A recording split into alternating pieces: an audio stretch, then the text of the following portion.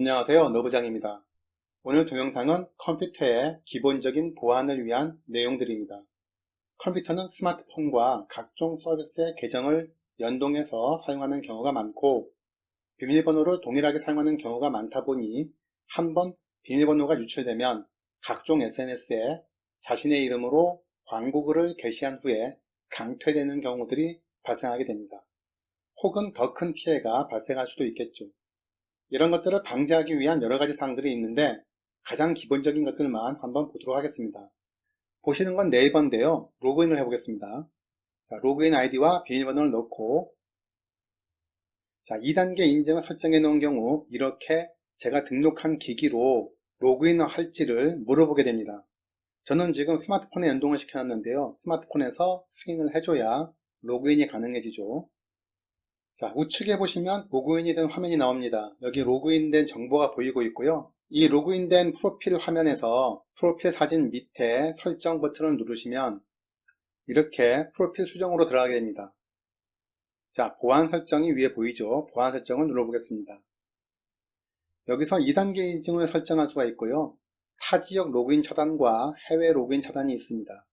2단계 인증은 각종 서비스에서 개별적으로 지원하는 경우가 많은데 지원하는 경우는 무조건 설정하시기를 추천드립니다. 특히 많이 사용하는 네이버와 구글은 꼭 설정하시고요. 그 외에 네이버 같은 국내 포털 경우는 이렇게 해외 로그인 차단 서비스도 있는데 대부분의 해킹 시도가 중국 등지에서 들어오기 때문에 특별히 해외에 나갈 일이 없는 경우는 해외 로그인 차단을 설정하는 게 좋습니다.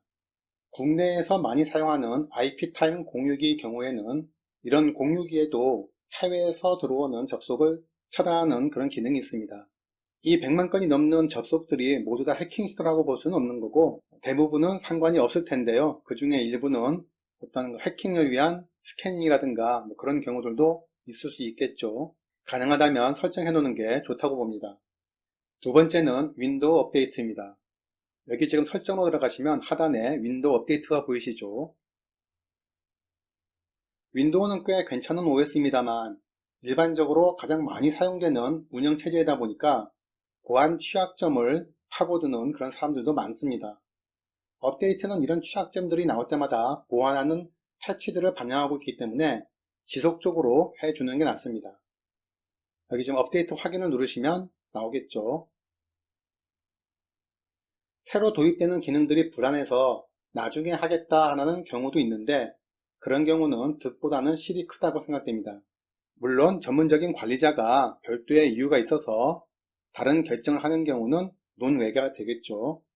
세 번째는 암호입니다. 각종 포털과 SNS, 상거래 사이트를 이용하면서 암호를 사용하는데 이 암호는 당연히 모두 다르게 사용하는 것이 좋습니다. 근데 많은 분들이 하나의 암호로 통일해서 사용을 하시죠. 요즘은 가입할 때 웹브라우저에서 복잡한 암호를 추천해 주기도 하는데 당연히 보안성은 좋지만 암기가 불가능한 단점이 있습니다.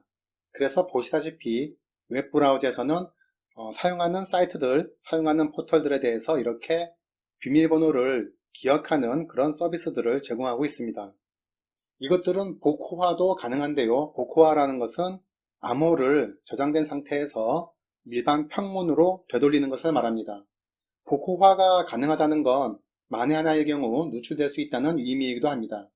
그러니 앞서 말했던 2단계 인증이 필수이기도 하죠. 저는 개인적으로 패스워드 툴을 하나 정도는 사용하실 것을 권합니다.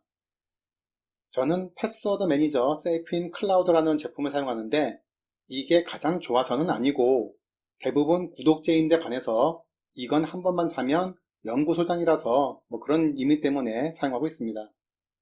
한번 저장하면 클라우드를 통해서 다른 기기에서도 접근할 수 있는 장점이 있는데 그에 반해서 각종 앱들을 자동으로 지원하는 그런 기능은 없더라고요. 저처럼 저렴하게 하나 구입하실 분들에게는 맞을 것 같습니다. 왼쪽에 보시면 카테고리별로 비밀번호라든가 신용카드, 그 외 여러 가지들을 이렇게 관리하실 수가 있고요. 그 밑에는 이렇게 서브 라벨들을 만들어서 분류를 사용하실 수 있습니다. 우측에는 그 분류에 따른 세부적인 계정들이 들어가 있죠.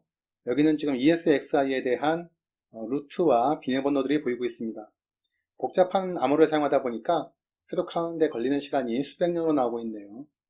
그 외에 이미지 백업이나 데이터 백업 같은 것들도 좋기는 한데 클라우드 계정이나 외장 하드, 나스 같은 것들이 필요해서 아주 기본적이라고는 하긴 좀 그렇더라고요. 사실 중요 서비스에 대해서 2단계 인증만 걸어도 웬만한 것들은 나갈 수 있다고 보고 있습니다. 인증 수단으로 스마트폰을 주로 설정하기 때문에 그 폰을 분실하지 않는 한 꽤 안전한 편이죠.